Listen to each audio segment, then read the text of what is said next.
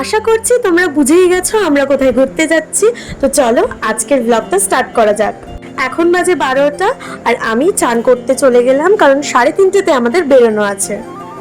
চান করার পর এবার চলে যাব সোজা পুজো করতে।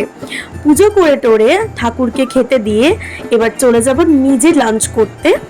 লাঞ্চ টাঞ্চ করে এখন মোটামুটি বাজে হচ্ছে 2টো। তো বাবা আমাকে তাড়া দিচ্ছিল, তাই আমি রেডি হতেও চলে গেছিলাম।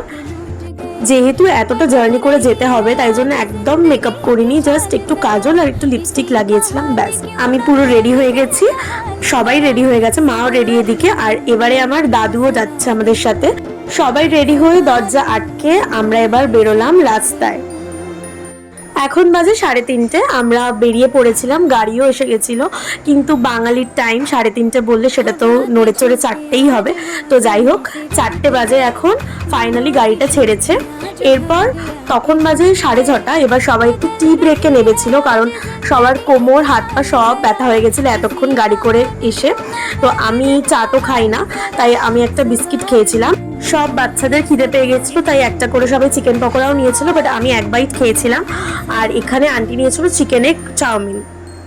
এখন মোটামুটি 9:30 বাজে, আমার টাইমটা ঠিক মনে নেই। আমরা দীঘার গেটের সামনে চলে এসেছি আর এখন বাজে 10:30। আমরা ফাইনালি হোটেলে পৌঁছে গেলাম। রাত যতই হোক একবার তো বিচের সামনে যেতেই হবে।